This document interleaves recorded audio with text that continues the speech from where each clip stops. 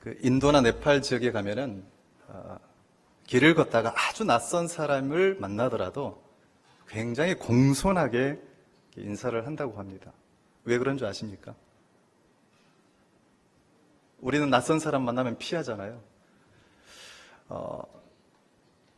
낯선 사람을 보고 굉장히 공손하게 인사를 하는 이유는 내가 믿는 하나님이, 내가 믿는 신이 그 사람 안에도 있다고 믿기 때문에 그렇습니다. 우리도 마찬가지인 것 같아요. 왜 우리가 옆에 사람을 존중해야 될까요? 내가 믿는 하나님이 그 사람 안에도 있기 때문입니다. 아까 우리 찬양하면서 그런 인사했잖아요. 당신 멋있습니다. 위대하십니다. 머리를 감지 않았어도 머릿결이 좋습니다. 우리가 그렇게 인사를 하는 이유는 뭐냐면 내가 믿는 하나님이 그분 안에도 계시기 때문에 그래요. 옆에 사람 한번 봐보세요. 충격받지 마시고요. 그분 안에도 살아계신 하나님이 계세요. 그래서 그 믿음을 가지고 옆에 사람 한번 축복했으면 좋겠습니다. 저 보지 마시고 축복 한번 하세요. 그냥 그것까지 제가 가르쳐 드려야 됩니까?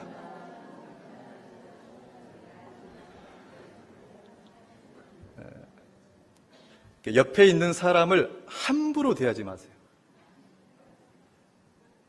옆에 사람을 함부로 대하는 것은요, 살아계신 하나님을 함부로 대하는 것과 똑같아요.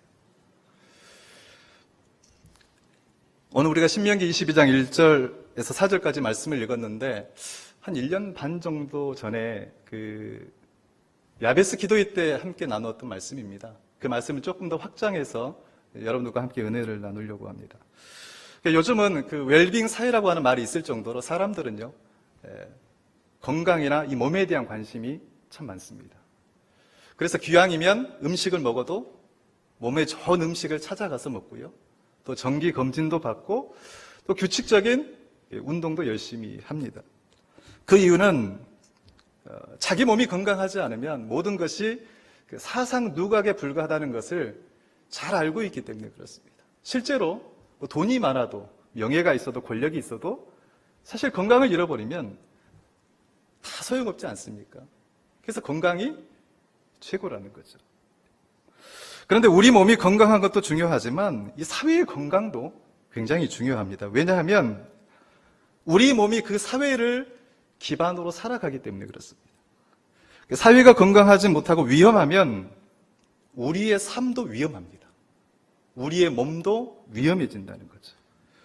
자, 그렇다면 오늘 우리 사회는 얼마나 건강할까요? 사실 요즘은 물질적으로 그 어느 때보다도 풍요로운 시대를 살아가고 있습니다. 그런데 사람들이 이런 말 많이 합니다. 사는 게 그 어느 때보다 팍팍해졌다는 거예요. 경제적으로는 굉장히 잘 사는데 사는 게 팍팍해졌다고 이야기를 합니다. 이건 뭘 의미하냐면 우리의 삶의 기반이 되는 사회가 건강하지 못하다는 증거입니다. 아프다는 증거죠. 그 강수돌 교수의 경쟁은 어떻게 내면화되는가라는 책이 있습니다. 그 책 속에 우리 사회의 아픈 현실을 잘 보여주는 대목이 있습니다. 제가 그 대목을 잠깐 읽어드리겠습니다. 팔꿈치 사회라는 말이 있다. 한마디로 옆 사람을 팔꿈치로 치며 앞만 보고 달려야 하는 치열한 경쟁 사회라는 말이다. 팔꿈치 사회에서의 심각한 문제는 한 번 1등한다고 해서 영원히 1등하는 것이 아니라는 점이다. 무수히 많은 새로운 경쟁자들이 호시탐탐 그 자리를 노린다. 시간이 갈수록 경쟁은 치열해진다. 그것을 버텨내려면 목숨을 걸어야 할 지경이다. 이 강수돌 교수는 한마디로 우리 사회를 서로 1등하기 위해서 옆 사람을 팔꿈치로 툭 치고 앞으로 내달리는 이 경쟁 사회라고 이야기를 한 거죠. 실제로 우리의 현실을 보면요, 어려서부터 이 경쟁에 내몰립니다. 학교에서 아이들은 성적에 따라 1등부터 꼴등까지 서열이 매겨지고 동급생을 인생의 파트너로 배우는 게 아니라 아주 암묵적으로 반드시 꺾고 넘어야 할 경쟁자로 배웁니다. 이런 경쟁 구도는 성인이 되어서도 지속이 되고 사회 속에서 더 첨예하게 펼쳐집니다. 그래서 어떤 학자는 우리 사회를 한정된 먹이를 두고 서로 물고 뜯는 정글 사회라고 표현을 했습니다.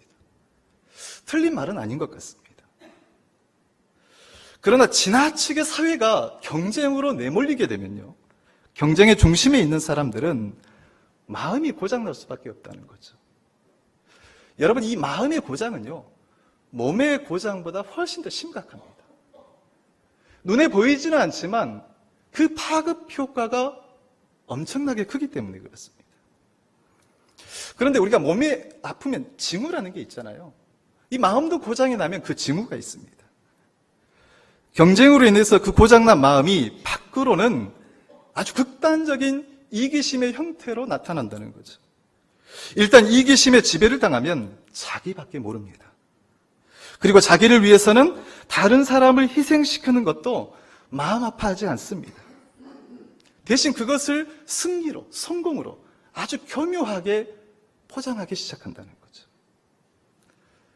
요즘은요, 이 자기밖에 모르는 사람들로 넘쳐나는 것 같습니다. 또 경쟁으로 인해서 고장난 마음이 안으로는 이 자기 소외를 불러일으킨다는 거죠. 이 자기 소외의 경우, 경쟁에서 졌을 경우에 스스로를 패배자나 무능한 사람으로 여기고, 또 심리적으로는 매우 우울해진다는 거죠. 여러분, 상식적으로 한번 생각해 보세요. 이기심과 자기 소외로 넘쳐나는 사회가 과연 건강할 수 있을까요? 만일 경쟁으로 온통 사회가 승자와 패자, 이기는 자와 지는 자로 나누어진다면 여러분, 그 사회는 절망과 슬픔, 분노와 아픔과 고통이 지배할 거예요. 어쩌면 어느 우리 사회의 모습인지도 모릅니다. 그런데 우리가 알아야 할 것은 이 사회 전체가 경쟁으로 내몰리게 되면 물론 생존은 배우겠죠. 하지만 배우지 못하는 게 이 함께 사는 공존의 삶입니다. 실제 우리 현실을 보면요, 모든 것이 다 경쟁입니다. 학교도 경쟁이에요. 인류 학교에 들어가려고 얼마나 치열하게 공부를 시킵니까? 직장도 경쟁입니다. 더 안정적이고 더 많은 월급을 주는 것에 서로 들어가려고 치열하게 싸웁니다. 심지어 교회도 경쟁을 합니다. 더 많은 사람을 끌어모으기 위해서 교회끼리도 경쟁을 한다는 거죠. 과연 그런 틈바구니 속에서 함께 사는 법을 우리가 배울 수 있을까요? 우리가 공존의 삶을 배우지 못하다 보니까 자기밖에 모르는 이 탐욕적 이기심이 그 내면을 지배하고 맙니다. 또 모든 사람들이 생존에만 내몰리다 보니 마음은 아주 단단한 바위처럼 강팍해져 버린다는 거죠. 여러분, 이러한 상황은 종교가 있든 없든 별로 상관이 없습니다. 아니, 종교에 상관없이 더 악화되어 가고 있습니다. 그런데 우리는 이런 현실을 어쩔 수 없다고, 아주 당연한 것이라고 생각을 합니다. 사회가 그렇고 시대가 그렇고 피할 수 없는 것이라고 이야기를 한다는 거죠. 하지만 여러분, 그것은요, 세상 사람들의 이야기이고 그리스도인이라고 한다면 이 부분에 대해서 깊이 고민을 하고 이 흐름을 멈출 수 있는 성경적 삶의 방식을 찾아야 한다는 거죠. 오늘 우리는 신명기 22장 1절에서 4절 말씀을 읽었습니다. 여러분, 신명기는 굉장히 큰 틀에서 보면 모세가 가나안에 들어가기 직전에 출애굽 2세대에게 한 설교입니다. 광야에 있는 출애굽 2세대에게 가나안에 들어가서 어떻게 살아야 할 것인지를 가르쳐주는 말씀인 거죠. 좀 더 엄밀하게 이야기한다면 광야에서 어떤 마음을 배우고 가나안에 들어가야 하는지를 가르쳐주는 말씀이라고 해야 더 옳을 것입니다. 오늘 우리가 읽은 본문을 요약하면요, 이런 겁니다. 만일 형제가 소나 양이나 낙이나 의복을 잃어버렸을 경우 혹시 네가 그것을 찾았으면, 발견했으면 형제에게 되돌려주라는 거예요. 그런데 이 본문을 문자적으로만 이해를 하면 습득한 남의 물건을 주인에게 되돌려주라는 말씀처럼 보입니다. 물론 자기 물건이 자기 것이 아니면 당연히 주인에게 돌려줘야 되겠죠. 만일 여러분들이 길을 걷다가 주인 없는 지갑을 발견했습니다. 어떻게 해야 될까요? 여러분들의 얼굴을 보니까 일단 지갑을 열어보고 액수를 확인한 다음에 결정할 것 같습니다. 그러나 돈의 액수와 상관없이 그것을 내 것으로 취하거나 내 마음대로 사용하게 되면 점유이탈물 횡령죄로 벌금을 물거나 형사처벌을 받는다는 거죠. 사실 길에서 주인을 잃어버린 지갑이나 돈을 주었을 때 이거 어떻게 하지? 고민할 필요가 없다는 거예요. 어떻게 하면 됩니까? 내 것이 아니기 때문에 주인을 찾아주거나 경찰서에 맡기면 됩니다. 그것도 힘들면 저한테 가져오시면 됩니다. 제가 잘 알아서 처리해 드릴 거예요. 하지만 오늘 본문의 말씀은요, 점유이탈물 횡령죄 때문에 형제의 잃어버린 물건을 되돌려주라는 말씀이 아니라는 거죠. 여러분, 어느 누군가가 자기의 소유를 잃어버렸다면 그 잃어버린 주체에게는 아픔이고 고통일 수밖에 없어요.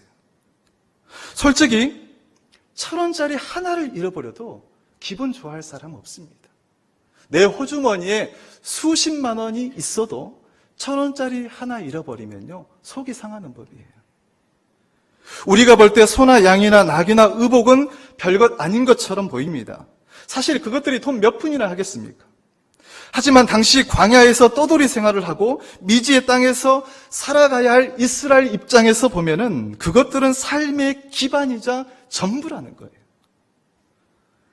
삶의 기반이 되는 것들을 잃어버리면 당장 사는 것 자체가 힘들어집니다. 생존 자체의 위협을 받는 거예요. 잃어버린 사람 입장에서 보면은 마음이 편할 리가 없죠.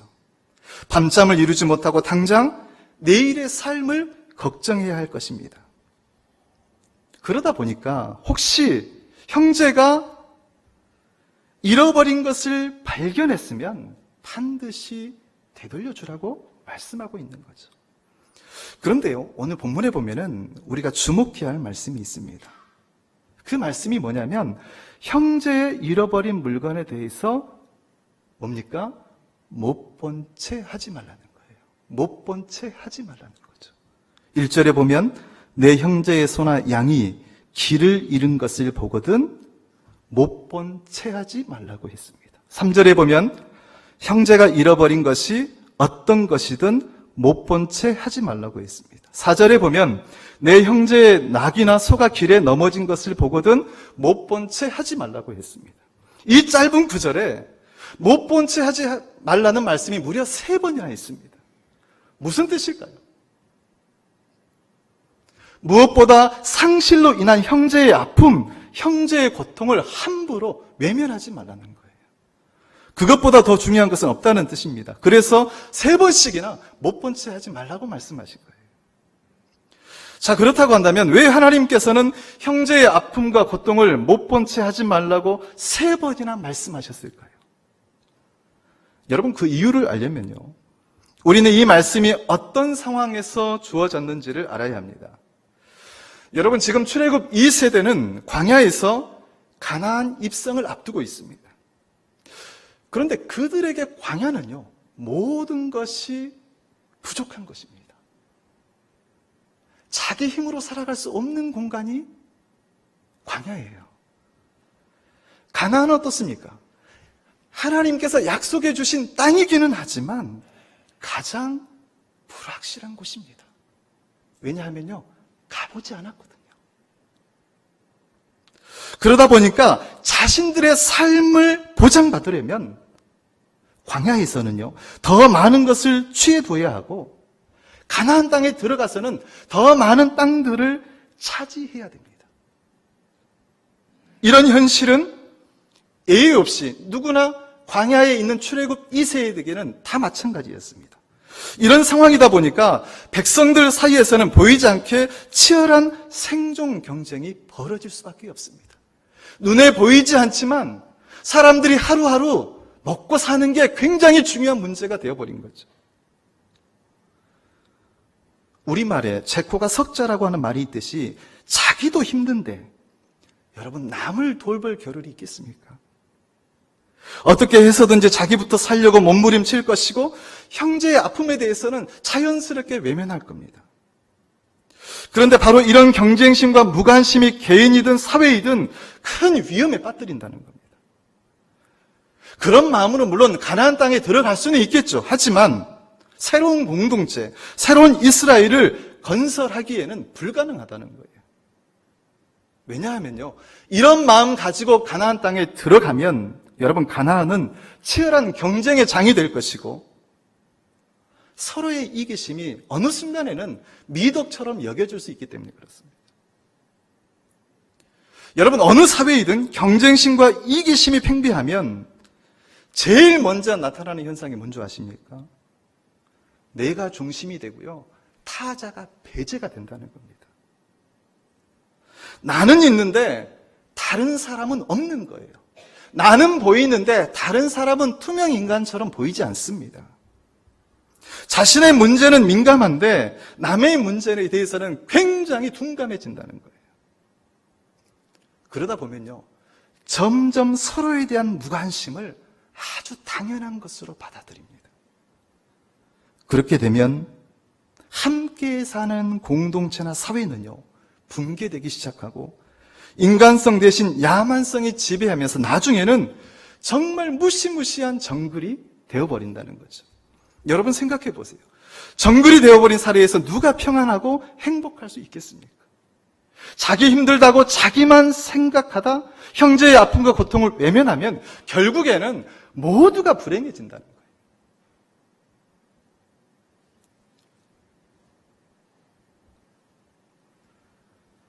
제가 한번 질문 하나 할게요. 여러분, 사회에서 진짜로 위험한 사람은 어떤 사람일까요? 사회에서 진짜로 위험한 사람, 어떤 사람일 것 같습니까? 도둑놈? 어떤 사람이 가장 위험한 사람일까요? 죄송합니다. 저녁에 어려운 질문을 드려서 여기까지 따라오는 것도 굉장히 힘들었는데, 우리는 그 예수님께서 들려주신 그 사마리아인, 선한 사마리아인의 비유를 잘 알고 있습니다. 이 선한 사마리아인의 비유를 보면 여러 등장인물들이 있습니다. 이 등장인물 가운데 가장 나쁜 사람이 어떤 사람일까요? 가장 나쁜 사람, 이 정도는 알 수 있을 것 같은데요. 가장 나쁜 사람, 아마 여러분들은 대부분 강도라고 생각할 겁니다. 그런데요, 사실 강도보다 더 나쁜 사람은요, 강도 만난 사람을 외면한 제사장과 레위인입니다. 여러분, 어느 시대나 강도는 있어 왔습니다. 과거에도 현재에도 미래에도 강도는 있을 거예요. 더 큰 문제는 강도 만난 사람을 못 본 채 한 사람들입니다. 우리는 이들을 방관자라고 합니다. 정말 위험한 사회는 강도들이 많은 사회가 아니라 방관자들이 많은 사회입니다.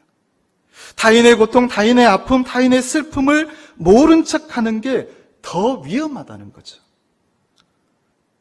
두 가지 이유 때문입니다. 하나는 방관자가 넘치면 상대적으로 강도도 넘쳐나기 때문에 그렇습니다. 마치 빛이 없으면 그 자리를 어둠이 차지하는 원리와 같은 거예요. 그리고 또 다른 하나의 이유는 타인의 아픔을 외면하는 것이 하나님의 뜻과 정반대이기 때문에 그래요. 그러니까 유대인들은요, 하나님을 이렇게 고백을 했습니다. 하나님은 많은 영혼과 그들의 결함을 창조하신 분이다. 이렇게 하나님에 대한 고백을 했습니다. 하나님은 많은 영혼과 그들의 결함을 창조하신 분이다. 우리는 이미 서로 결함이 있습니다. 서로 부족한 존재예요. 우리는 처음부터 서로 누군가의 도움을 받고 누군가를 도와줘야 하는 존재로 창조되었다는 거죠. 그럼에도 서로의 아픔을 못 본 채 하고 나와 상관없는 존재로 여기는 것이고, 그것이 하나님의 뜻과 반하는 것이고 창조의 질서를 깨뜨린다는 거예요. 여러분, 창조 질서가 깨어진 곳에서 어느 누가 인생의 참된 행복을 누릴 수 있겠습니까? 그래서 하나님은 가나안 입성을 앞둔 출애굽 2세대들에게 서로의 아픔과 고통을 절대로 못 본 채 하지 말라고 하신 겁니다. 근데 여러분, 형제의 아픔을 못 본 채 하는 것이 이 도덕적인 선행을 넘어서 가장 영적인 행위라는 거예요. 아마 우리는 교회에서 가장 많이 듣는 말이 영성이라고 하는 말입니다.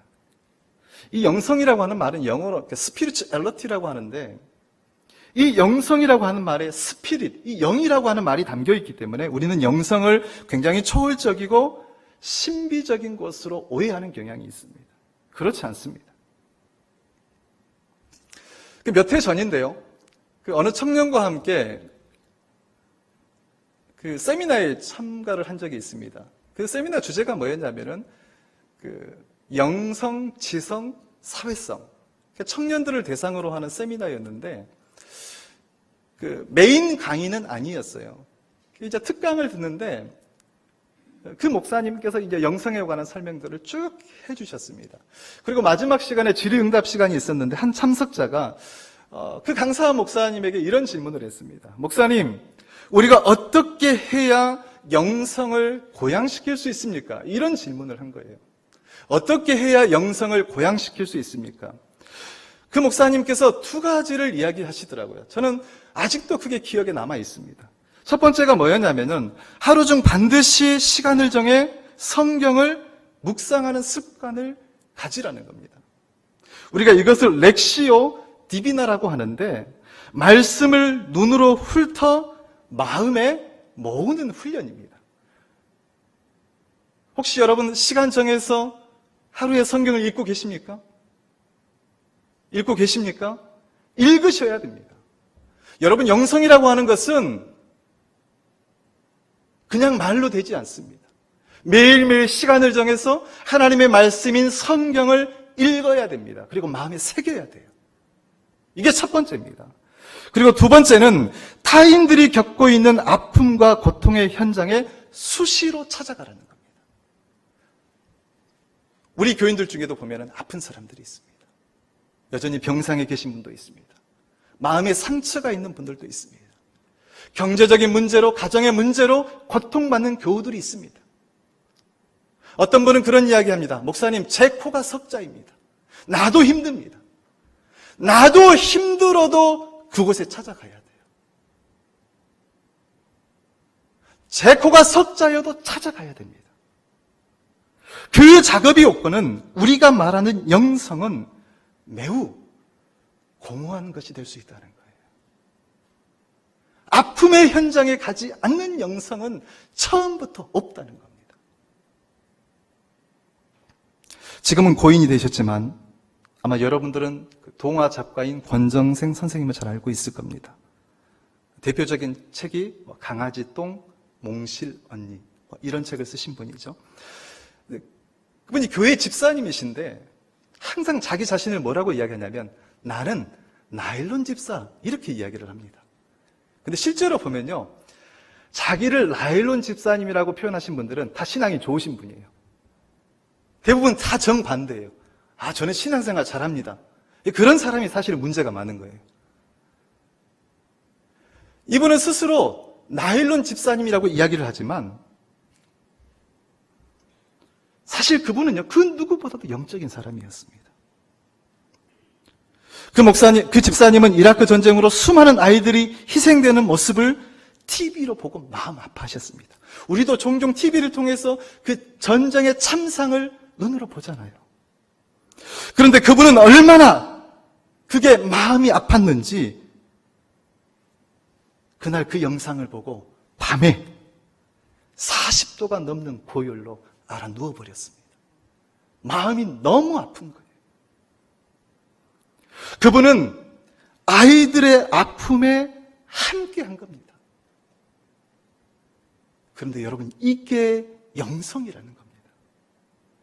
바로 이 영성이 우리의 이기심과 탐욕적인 경쟁과 형제의 아픔에 무관심하게 하는 귀신을 몰아내고 하나님이 원하는 더불어 사는 삶을 살 수 있게 한다는 거죠.